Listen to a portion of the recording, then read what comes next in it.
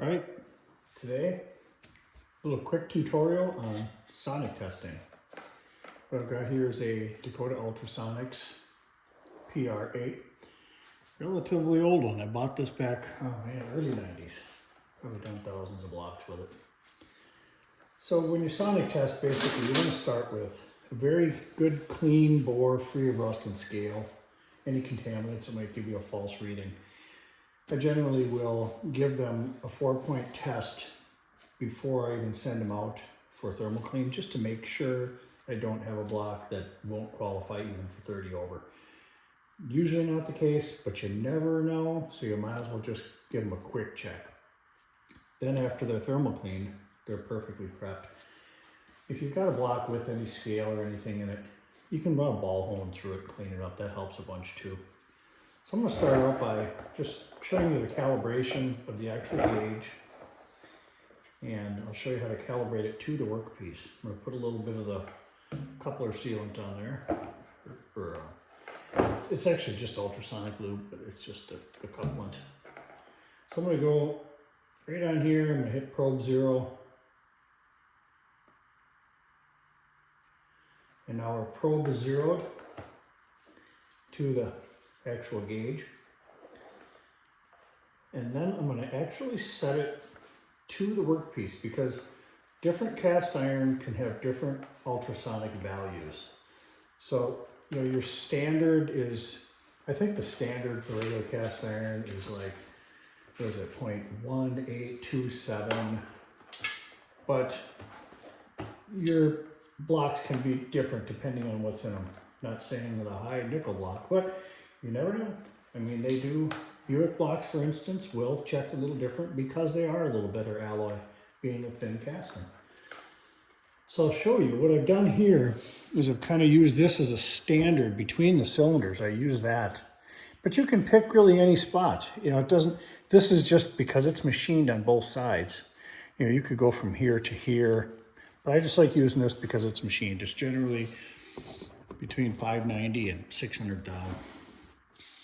So I'm going to go ahead, and I wish I had a little better workspace here to get my camera angle a little better. Let me try that.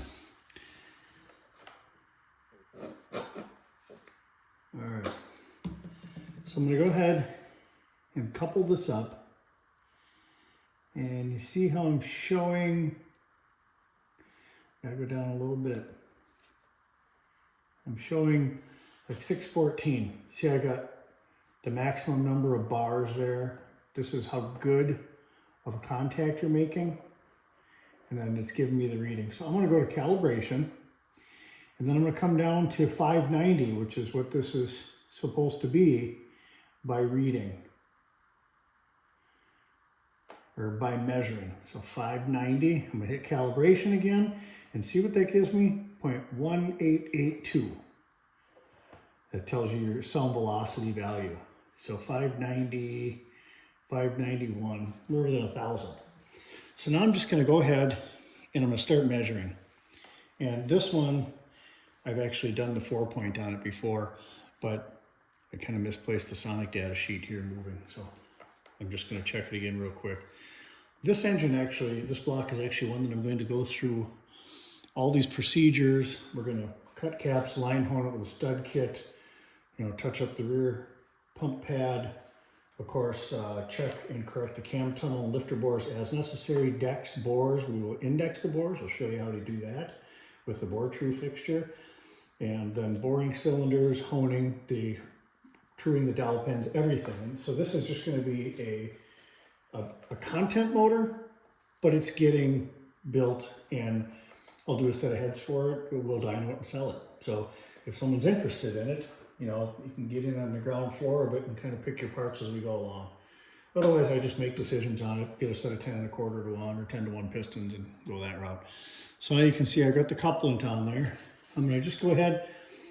We'll go to the thrust side here just to see, because that's the most important, major thrust.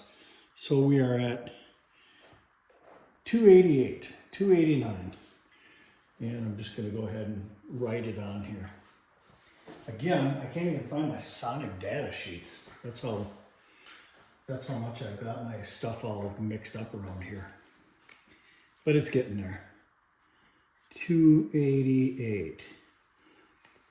And usually what you would do now is you'd go to the bottom, the middle, and the top. So I'm gonna go to the bottom, and that's 342. Middle was 288, top is 331. So 288 is our minimum, and that's just the number I'm gonna put on there. So now I'm gonna go to, say number 2, 301, 289, 313. So I'm gonna put 289 on here.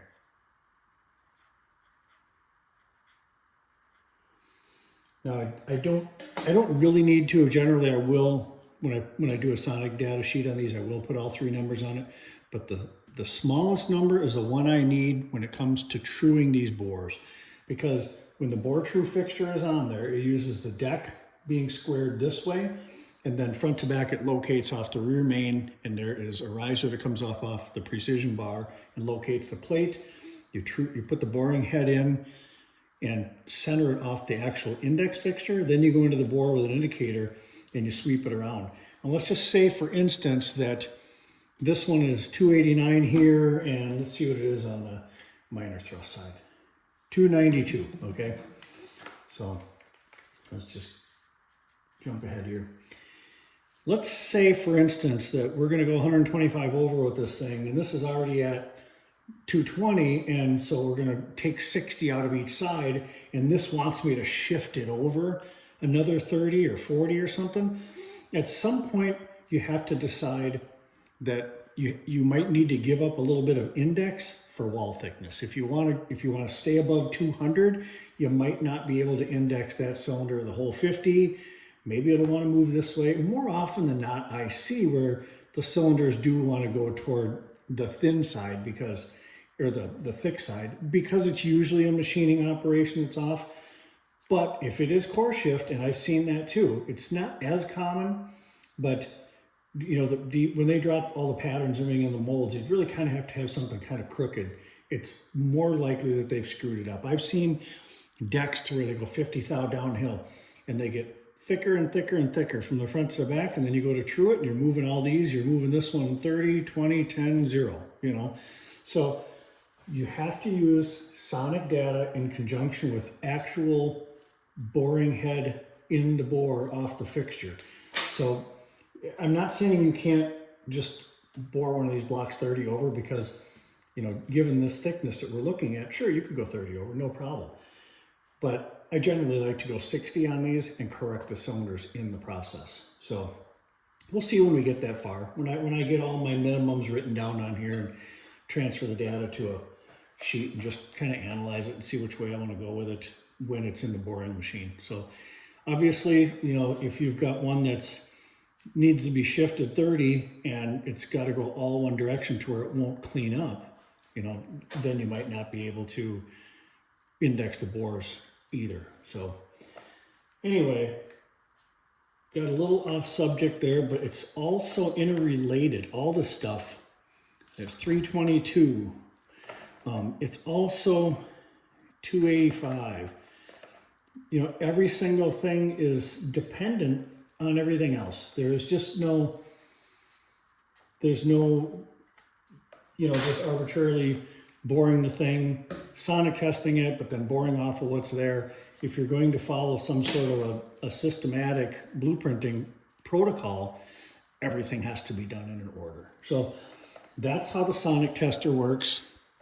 And personally, I love the Dakota Ultrasonics. They are a lot of money compared to some of like these import ones. But when you look at it in the grand scheme of things, I've had this thing for close to 35 years and it's paid for itself innumerably, and it's extremely accurate. So to me, it was worth it. Now, if you're kind of doing this as a DIY guy, I've seen some of these that are the import ones, and they're going to tell you what you need to know. I mean, as far as being able to qualify blocks and, you know, looking for thin spots or excessive core shift or machining issues, you know, because it's not going to read wrong here and right here. It may not be accurate to gnat's ass. I've seen some of them where I've checked them when other people have used their gauge, and maybe they have not calibrated it properly or something. But one easy way to do it is to take this measurement and take this measurement and jam a feeler gauge between there, which you can get right between this frost plug hole. And that's right there going to tell you if you're out in left field. And I've seen some guys online that, do these like the CGI block, and the guy's saying he's got 160 thou, yet he's coming up with numbers that the two cylinder wall thicknesses would indicate that there's no water jacket. So it's like the numbers don't match, they don't make any sense, but he sticks by it. He insists that there's, that instead of on a small block this being 400 thou, his must be 500, because he insists there's water jacket between it. But some of the stuff is very easy to check. So I know this one got a little long, but this is an important step. This is, I feel like this is very much overlooked as far as, like I said, when you go to index cylinders and everything, and that's kind of where a lot of these big blocks, people are like, well, you can only bore them 60 over or this or that. Well, maybe that's the safe way, but most of these you can go 125. Like looking at this, 285, if we bored this to 4.375, we're still going to have over 200 thou wall thickness at that bore size. Now, they are a little thinner on the sides because of the water jacket. They do have a little bit of a flat spot in there to allow the water to travel. So that's something to consider. I don't necessarily put standard numbers. I don't say it has to be this thick, because every application is different. There was some conjecture on one of the forums about 80 over pistons in a small block. Well, I've seen those 207 small blocks, which are a lightweight casting. I've seen those with cylinder walls that are thicker than the early 010 block. High nickel, not. But I've seen them that are thicker. Now, the rest of the block is thinner. Water jackets may be thinner. They scallop around the rear a little bit and they take some weight off. But because it's a later block, generally used for like emissions, the actual cylinder walls were thicker because the temps that they run were hotter. They need to run 210 or whatever to be able to, make the emission systems work. And I believe that's probably why the big block Chryslers you see, some of those 400s and the late 440s, they are thicker than the early ones because they do run them hotter and, low compression, crappy fuel, catalytic converters, all that. So this one really spun out on me. If you made it this long,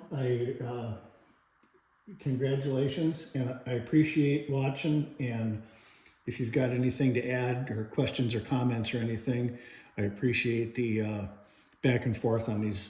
It's really great knowledge that a lot of people contribute as well. So thanks, and have a great night.